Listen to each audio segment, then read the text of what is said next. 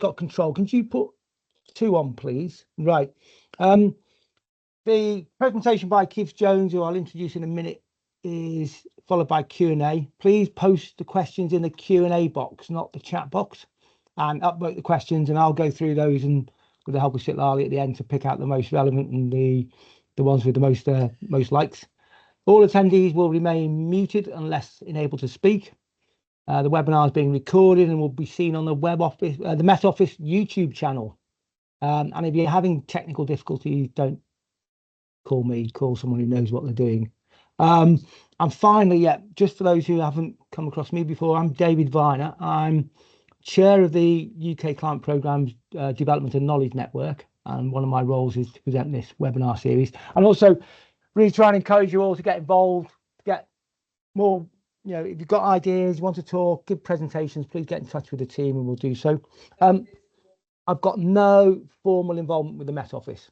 I'm completely independent, and what I say is what I mean and what I think, not what the Met Office does. So just bear that in mind. Right, I will then introduce you to Keith. So Keith Jones is from the National Trust, 25 years, and he looks a lot younger than me, in the National Trust, and he started as a warden in WIFA, which hopefully I pronounced correctly, and then the countryside manager of the whole of Erie National Park. He's currently the national specialist on climate change for the National Trust, focusing on climate risk and adaptation. He's one of the founders of Fit for the Future Network, which I do know it is, so maybe Keith can introduce that, and a founding director of multiple and successful community energy companies. Currently, Keith is focusing a lot on time researching climate adaptation solutions to address the current climate uncertainties, and he's working with Exeter, Oxford and UCL universities on practical and impactful approaches and solutions. He's a Churchill Fellow, and I presume that's the ex-Prime Minister and not the insurance company, Churchill Fellow and winner of numerous sustainability awards. So, Keith, over to you, and we'll get the questions at the end. Okay, thank you very much. First of all, I'll start with what I'm not. I'm not an engineer. I'm not a meteorologist. I'm not a neurologist. I'm not a social scientist. I'm quite a practically minded individual, and so the process that we've developed is utilizing data and human behavior, because we're loath to change as a species, and so we've worked with the Climate Action Unit within UCL in terms of how can we work with people to enable them to make climate-informed decisions. That's the critical term that we're using within the National Trust. We started on this whole pathway of climate-informed decisions properly about 6 years ago, even though we've been talking about climate change and coastal risk and coastal impacts for over 20 years. When I started my job here on the climate adaptation one, the first thing I looked at is we had a lot of climate adaptation plans, but that didn't really translate into climate action. So why is that so? We have the data, we have the organizational buy-in, but down to the property level and feature site managers, there was a bit of reticence in terms of enabling climate-informed decisions on the things that they cared for. I'll go to the next slide. I quite like this quote from Charles Darwin. It is the most adaptable that will survive on it. I'm not sure if he understood that the conditions are being caused by the adaptable. So the human being is causing the stress within the system, and that the human being needs to adapt to the system that we are creating. So the purpose of the presentation is to convey to you how we've used the Met Office's and other organisational data in terms of climate-informed decisions, but recognising that it needs to come from a personal perspective. And so this is where the theories of neurology and psychology. So I equate neurology with, it's the hardware of the brain. Psychology is the software of the brain, but there's huge crossovers within it. It's almost difficult to separate them. So what we're looking at is how people perceive risks, how people quite often ignore warnings, and when they're normally staying passive, or it's somebody else's problem, unless it's on my doorstep and I've got certainty because it's already happened on it. So how do we get over the human trait itself? There's quite a powerful book that I use. It's called The Idiot Brain. It's how the psychology and the neurology of the brain works. And what that book says, basically, we've been a monkey, or for about 50 million years, we've been rational people for about 50 to 100,000 years. Guess what rules our decisions? Quite often, the logic side of the brain is making the excuses for the emotional side of the brain. We are an emotional species.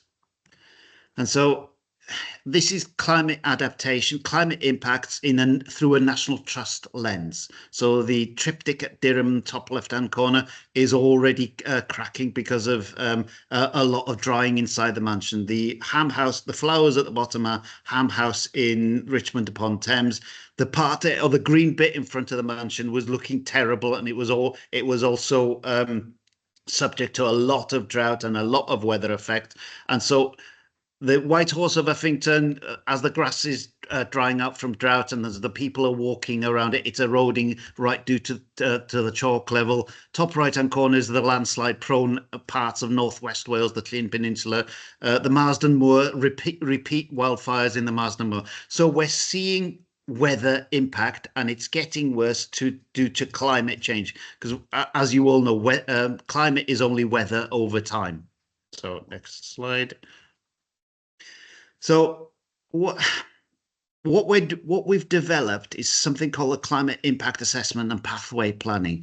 And just to be completely clear, we didn't develop this separate to anything. We basically stolen from the best. So the Environment Agency, I can go back to the 30 years ago on the Thames Gateway work in terms of the pathway planning. It's not a linear approach. We recognize that this is truly a wicked, the definition of wicked, there are emerging properties and unknown impacts on it.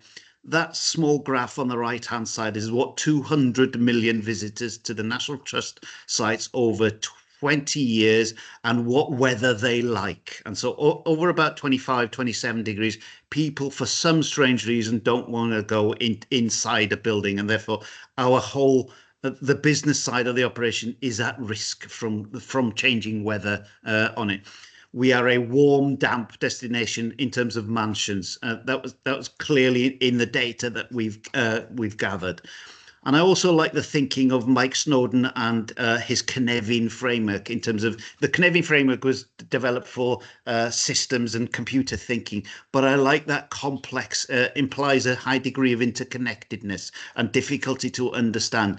How that was conveyed to me when I first heard about the framework is complex is what a midwife deals with. You know the outcome you want, but how you get there is subject to all sorts of different considerations. Complicated, so our process is complicated, but there are workarounds, and it's simplified to reduce it to a manageable set of rules. It's what an accountant deals with. So there's a lot of complex data, but it's processed in a way. That's a lot of words. So I asked AI to give me an image of comparing the both systems. So we've got a system for adaptation, and then we're looking at how we mix in everything else together. And this is a complex picture of nature and how nature interacts and interconnects. How do we put the nature aspect into the adaptation, impact assessment and pathway planning? So this is what we're currently learning from. This is currently what we're dealing with. But all of that is theoretical at the moment. And then you add in the really, really complex bit, which is the human factor. Human perception and cognition and behavior play a central role in climate adaptation. They do, because humans take decisions, human own actions. And when do you take an action? How do you know it's currently you're on the right pathway? So we need to recognize the human being does. I hesitate to use the word rational. It is rational when you understand how they think. Then we blend in the climate data. So I've said there that we've stolen from the best. So what we've done, how I paraphrase stealing from the best. What we had a chief executive who said we need to steal with pride. And so what you do is we're learning from other organizations. We've used the Met Office UKCP 18 data, and then all of the derived products from CEH, BGS, Reading University. So we brought it all together in one portal. So it's a publicly accessible portal, but all we've done is recolored in a lot of the data that exists. We're also using the 95th percentile. Now, the reason we've gone to the UKCP 18 data and the 08 data and the 95th, but we're using the worst of the worst because it's like buying insurance. When you're buying insurance, you're planning for the worst, and this is what we're doing at the moment. So we're hoping for the best, but we're planning for the worst. Similar to the advice that the Committee for Climate Change has said, you should look at medium impacts, but you should be looking further ahead and how bad could it get. I've got within that slide as well, and I've said this to quite a few people internally within the National Trust, the people that have got the single most important story are the communication team or the storytellers, because as a species, we are really motivated by stories that we can relate to, that we can engage with. The data should support the story. We shouldn't start with the data because we've seen a lot of pushback when you start from the data end and not an observed lived experience end of the process. Then we've sort of reprocessed the data. We've not gone to the primary data. We've not questioned the primary data because we haven't got the competency to do that, but we're pulling in from a lot of different sources. We're working with different regulators in terms of the application and the refining the models, and then we mapped it internally within the trust. We've gone for the hexagrid approach because that seems to fit our property shape slightly better, because most of the data we've got is gridded data, but we could have gone anyway. We had this conversation in terms of, is it gridded data or is it hexagrids? Hexagrids work for the psychology within the organization, but that's one level of data. And then we're now collecting a different level of data. This slide highlights mini tag monitoring over the Mount Stewart and Sheffield Park Gardens. We've got 25 mini tag monitors on it. What we're trying to develop is correction factors for the Met Office data.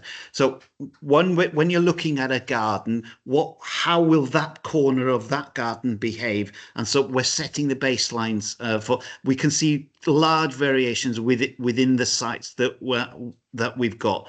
But data is data. And so this next slide is the Sentinel-2 data. This happened to be flying over Sheffield Park on July the 22nd, 2022, and the UK hit 40.6 degrees. The 47 degrees is that bit in the middle is the car park surface temperature when Sentinel-2 was flying over. Fine, that is a world of data that we can access. Does it help people make climate-informed decisions? So this is a simplified version of the pathway approach we're taking. So what this is saying is, do we know what the current state is and what's happening here now? Where are we going to get the advice from in terms of the pathway planning or what you do? Then the critical part is, when do you take the decision? So there's the data and the weather. I'll cover the weather impact tool later on, which is the capture of observation from the site. When you do a thing, what did it do? Did the adaptation response change the ability or the adaptive capacity of the thing you're talking about? And when I'm talking about things, it's species, paintings, mansions, hotels, golf courses. It's absolutely everything. It's enormous and complex, as I highlighted earlier. But this is what the full pathway process looks like. This is what it looks like within the National Trust. The pathway process is working with people, capturing observation, we've got professional opinion of place. So the people that work in the place, they understand the place. So what's the observation? And then once you introduce the data, what does it mean to the things that you care for or looking after? and then we do the delivery, and then we do quite a lot of monitoring of the action. Did it work? Did it not work? What can we learn for similar aspects later down the road? But we have found, everybody's found, there's also a disconnect. Why doesn't data alone drive action? So you can read as well as I could that it is too abstract if it's not your day job. It can be emotionally overwhelming. We've set up support systems within the organization because climate anxiety is we can see it within our staff, especially once they've been impacted. I can think of a property that's on its 8th major flood in the last 24 months, and they're picking up the bits constantly on it. We know there's an emotional side to this one.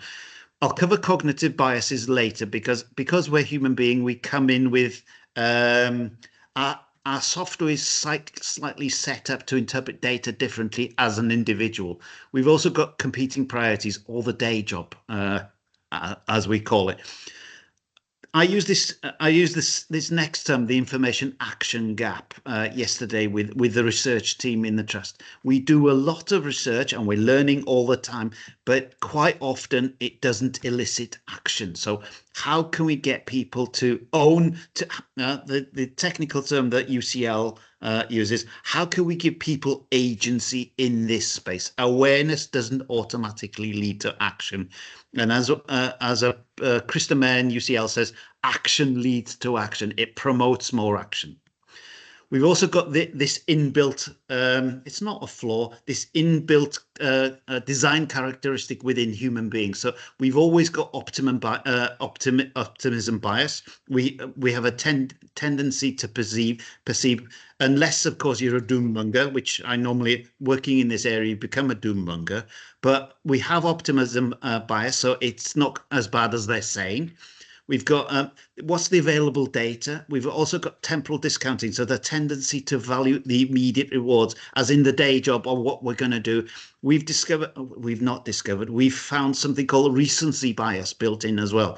So when you're having a chat with the people on the place, so we've done some workshops in the last quarter, and it was all about drought. If the ones that we did last week, even though the data showing you're going to get more temperature, you're going to get more flood, you're going to get more landslides, the thing that's hitting them now takes the greatest priority. So the way that we're working around this recency bias is we have we have an annual check-in with the property. So hopefully the recency bias will work through the system. Even though the data may say something differently, people can't disconnect from that recency bias on it. But the brain is such a fantastic instrument, although it's got the inherent characteristics of these biases built into it, because they're survival techniques on it.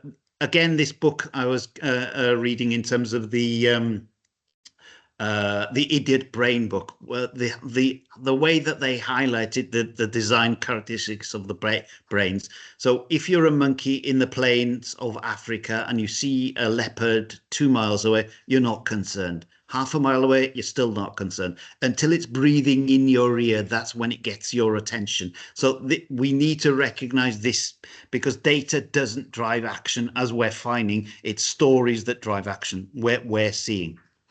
So we're trying to integrate the neuroscience into the climate model. So behavior and data, new behavior generates new data. So in land use or emissions reductions. So we need to recognize this link.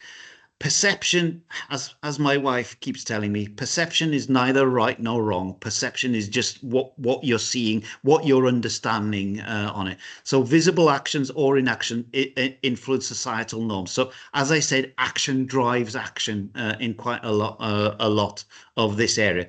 Data, although data and behavior are tightly aligned, but we need to update updated data, as in what we're seeing or changes that we're seeing that in today. It needs to be contextualized. So those there's coastal adaptation plans I said we did 20 years ago. And then when I'm looking at the property management plans, which is the delivery mechanism for the trust and what it does, there's a bit of a disconnect. And we drilled into why is there a disconnect. We understand the problem.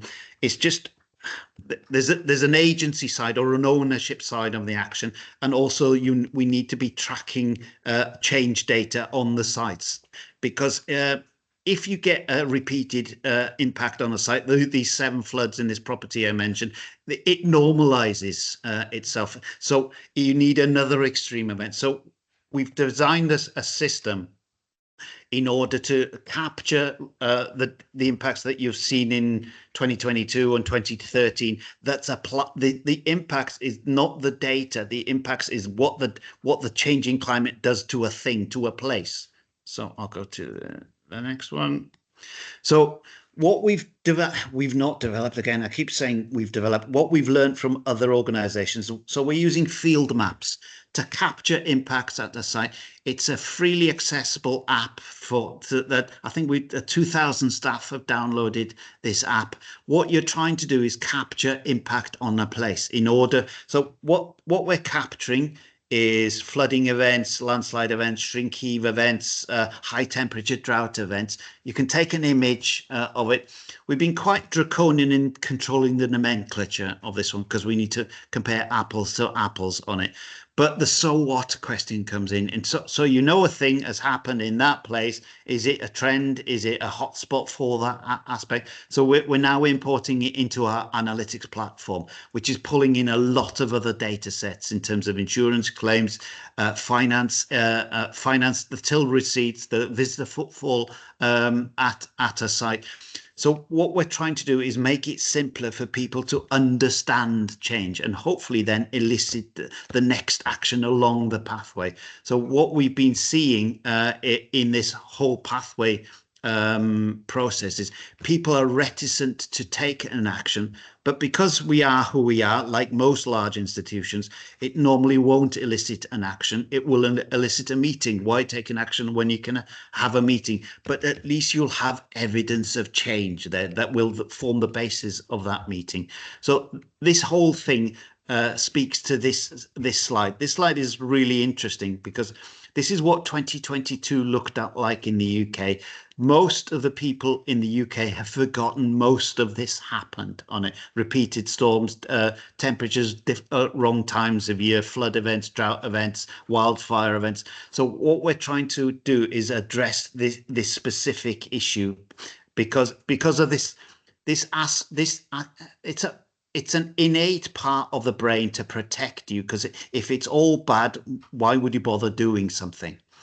We end up then with this. Each property, each portfolio gets. This is a pictorial view of the adaptation pathway planning. So how we're translating data experience to action in the place. So the first column is short-term actions, and quite often those are finding out more, consulting with, talking with. The medium-term actions are more interventionist, and the long-term actions are the large-scale. When do we stop? When we do a thing? But all of this starts from the right-hand side. It's called the irreversible decision, or the decision that nobody wants to take, or the ultimate impact. It's not driven by timeframes. It's driven by observation in the places on it. What all of this, those 3 columns, short, medium, and long, what they do is influence the when or the timing for that transformational change or a decision that somebody needs to take. Even though it might always play out, you're going to lose that thing. Something's going to go. There's a term that was somebody in the one of the directors in the National Trust uses, and I really like it, where it's inevitable in a place because something will fall off a cliff or a species will go extinct in a place. She said, how do we lose these things well? How do we derive the maximum benefit from something in order that it just doesn't disappear overnight?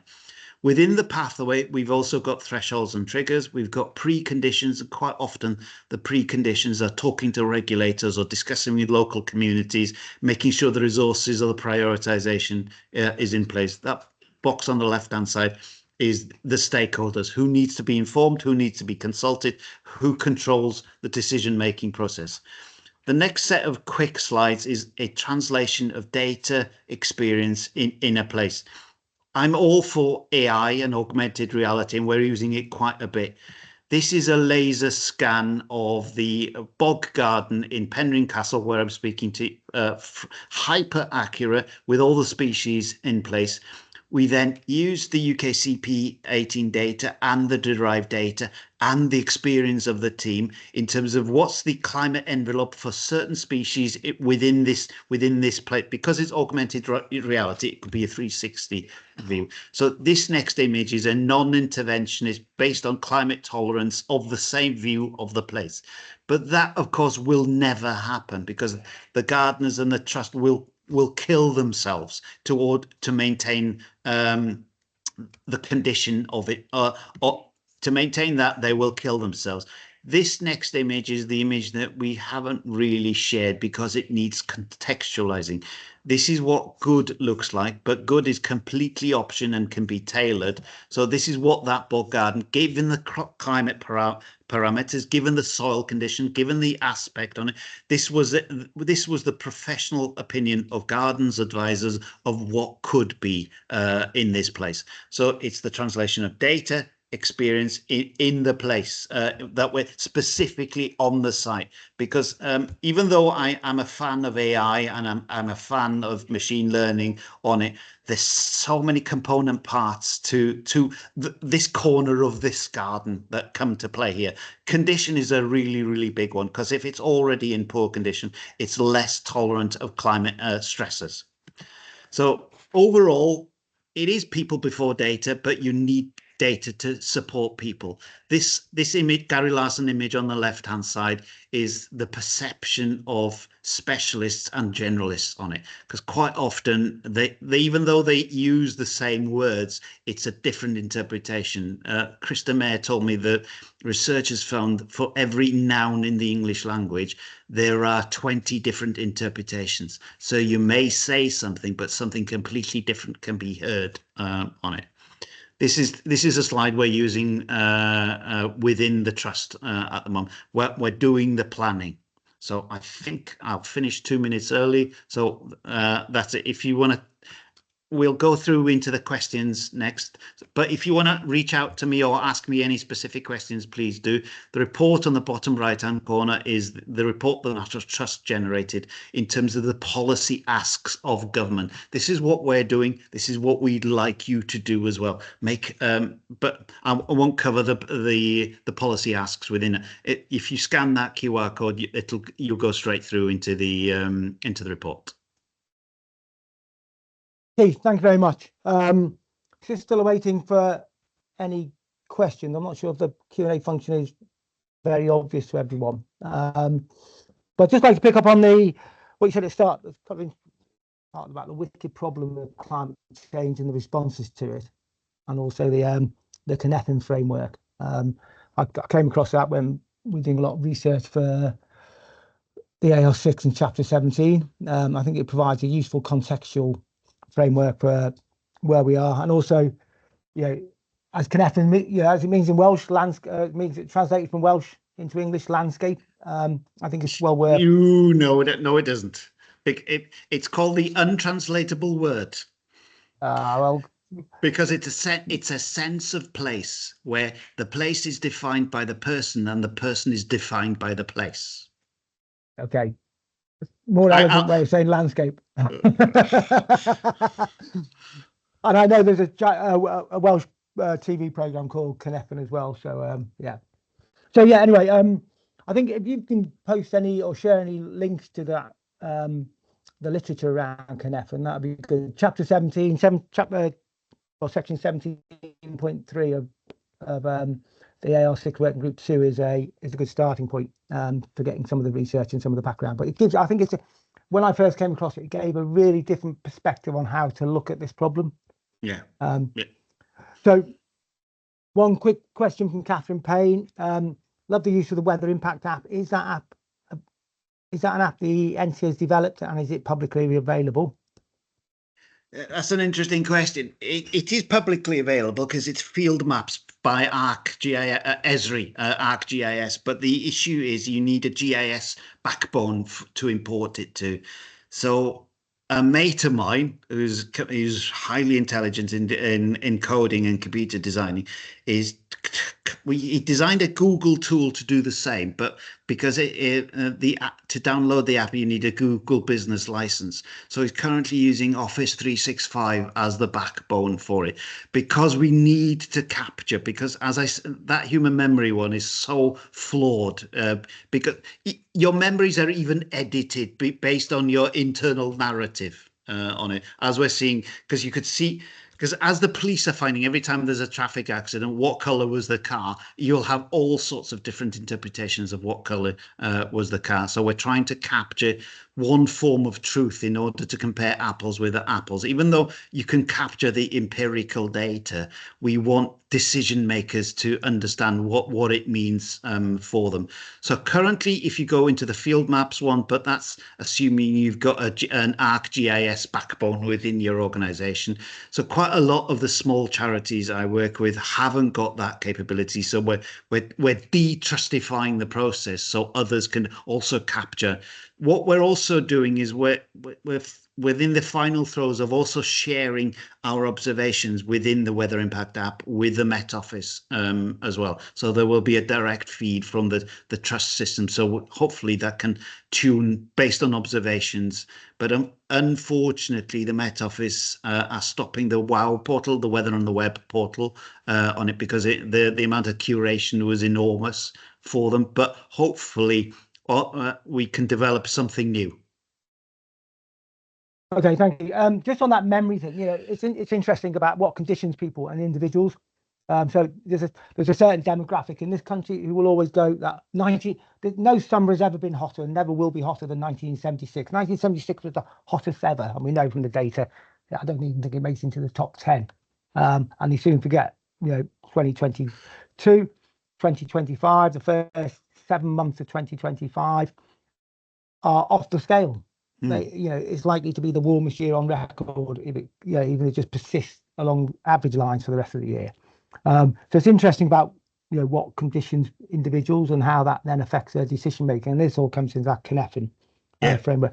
We've got a few more questions. So one from Judith Rhodes: to mitigate the recent events issue, perhaps seasonal check-ins with properties rather than annual capture a fuller picture of the impacts and thoughts. That would be lovely if we had the capacity to do it, because when we're doing the check-in is part of the climate environmental management system review. So we're looking at carbon, we're looking at water, we're looking at resource use, we're looking at compliance.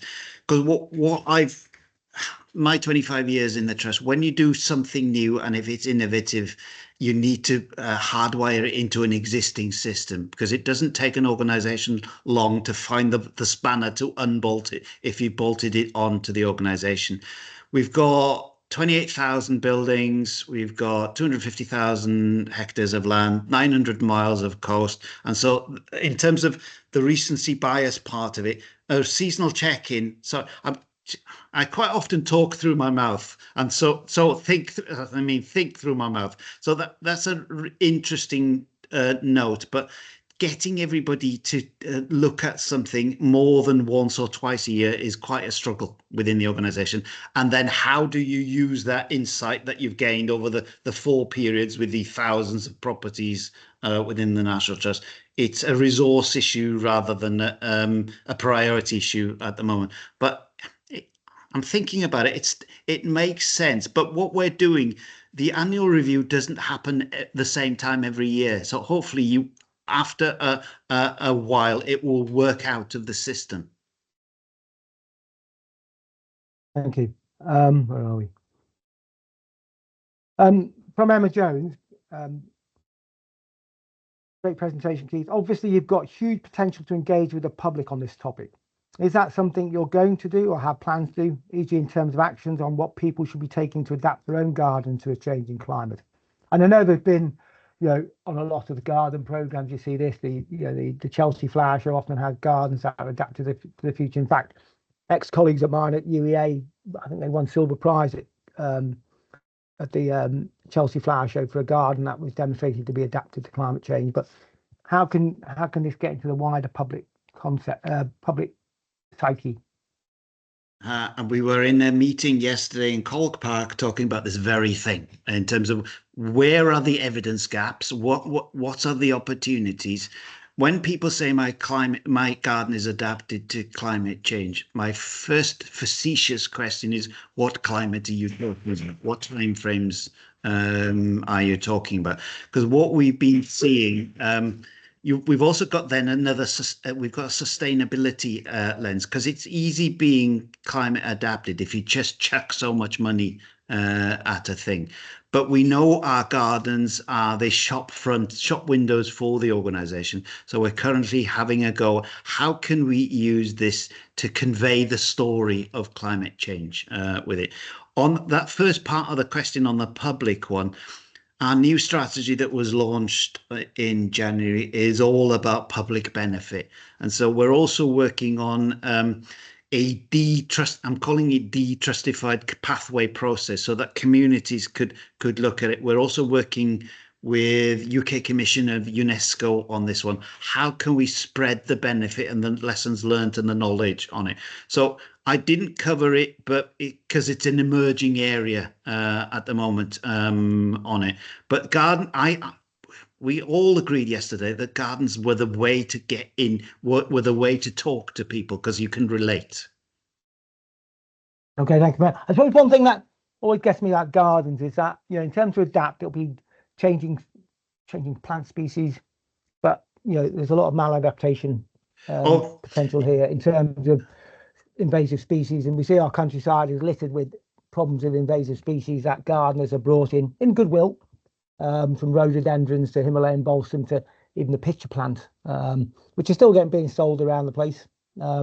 You've also got transition risk there as well. When you go for broke on a different species or a different type of garden on it, because I really like the approach that Ventnor and the Isle of Wight have been taking. They've been reading the weather for about 170 years, and they translate climate change into what they can now plant outside.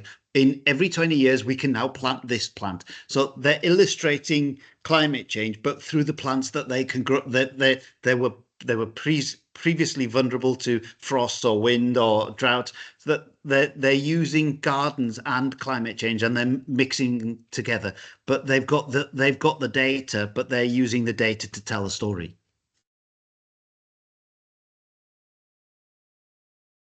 There's a message here from Lally from Catherine Payton. And be able to share contact details. Thanks, Keith. As a small charity, we'd love to keep in touch around weather impact app, as it would be hugely beneficial to have something similar for the public bodies and communities we work with in Scotland.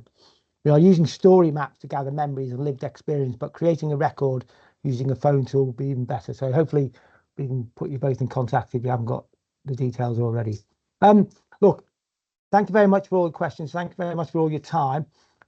Lali, can you put the final slide on, please? And can we all get a round of applause? Nice one, Keith. Thank you. Okay, next webinar is the 25th of September. This is the day after my wedding anniversary. So I don't know why they're all coinciding with my life events. Anyway, so 25th of September, same time, 12 o'clock. We have two presentations from the Met Office, Paula Gonzalez and Michael Angus. First one using general circulation models for offshore wind resource, future resource assessment. And that's not just related to offshore. There's so many applications where wind speed is important. It's not just looking at offshore. That could be used for many others. So it's not totally in your zone. That is still going to be highly relevant. And then supporting the water sector to reduce weather and climate impacts. So we've just seen the massive report out about the water industry. Anyway, you can draw your own conclusions about what's causing the problems there. Anyway, so thank you very much, everyone. David, yeah. we still have some time for questions, and I can see there are still some questions. Oh, sorry. Answered. Sorry. So, for example, late on mine, right? Got that one. So Derek Morgan. Which ones have I missed? Oh, okay. So there's a comment here from Emily Egan for Keith. Have you heard of a person, Dave Powell, climate communicator, podcast host, and head of programs at the local storytelling exchange? No. Right. Again. But I was working with UEA a while ago, and I can't remember his name. He was a science communicator, and that's such an important role in translating what can be abstract research in terms of the usability and the utility of it. And that storytelling is a critical side of this work. Okay, thank you. And from Derek Morgan, do you have systems to monitor behaviour change? I think the word that's quite often used is attribution. So did the thing we do influence the change that we saw on it? Because we're doing a lot of work on behavior change, and it's quite a long-winded a term that I've used with our marketing and our comms team is impact and legacy. Did the thing we do elicit a change on it? And so cleverer people than I are currently looking into, we've got something called Leading for Climate Change work within the National Trust. And so all the senior members on the leadership team within the Trust need to go through this training in order to just to understand the language and understand their role within this language. And we have a follow-up about 6 months later in terms of, are you still doing, do you need to know more? Do you need further support? So it's quite a clunky way of understanding benefit and behavior change on it, but it's the best we've got at the moment. Okay, thank you. So have I missed any, Sitlali? Just one from me, and I'll make it myself, if I may. Yeah, of course. I was wondering, for the rendering of the future possible gardens and the adapted garden, what amount of data was given to the garden experts, and in which form? Because I guess they weren't looking at graphs upon graphs upon graphs, I guess, but maybe they were. How it worked is we got an augmented reality specialist in, so he did the base scan of the site. We then printed out a map, and I used to do something called a planning for real exercise. And so what planning for real is a map-based exercise where you bring the experts in, what bits are vulnerable in this garden, and then the augmented reality specialist then pulled in different models, because you could put a hydro model within the augmented reality space. Or if you want to do it really, really quick, I did one for the Lost Gardens of Helligan 2 weeks ago. I did it with ChatGPT on my phone. I said, what would this bit look like after 2 years of drought? What would this place look like? It was okay. It just said, it conveyed the message on it, and that was free, and that was about 30 seconds. The augmented reality was a lot more intrusive but what the augmented reality model also allowed is for future tuning, because the base model was there. So if it was a different species, if it was a different look, you had the base model there. Right, but then the expert gardeners, the people who said which plants, what would survive, who would do well, what kind of information were they? What we did with them is we did a full pathway planning workshop using the UKCP 18 data and the derived product data of what it means for this part of Wales. And so in those conditions in 2060, how viable are the species that we've got?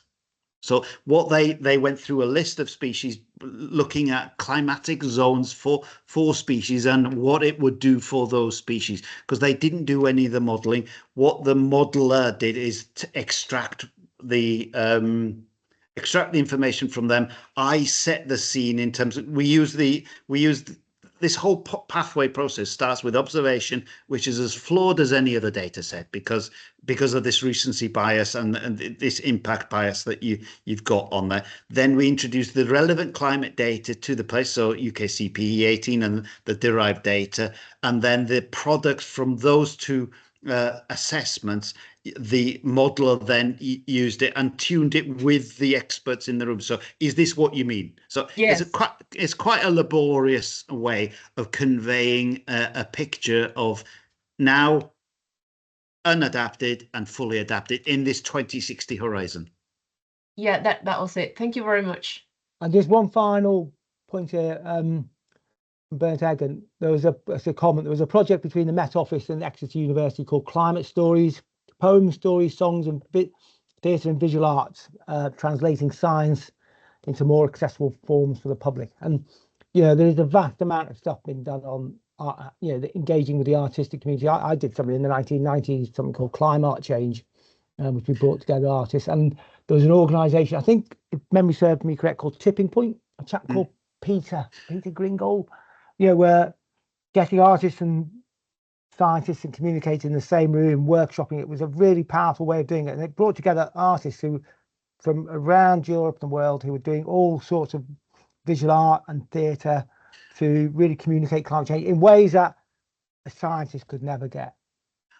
All of that is lovely, but we need to maintain it. Yeah. They're currently one-offs. Yeah. Okay. Look, I think that's all now for questions. So, Keith, thank you very much once again. And remember, next webinar, 25th of September, day after my wedding anniversary and my wife's. There you go. Right. Thanks very much, everyone. Thanks. Ta-ra.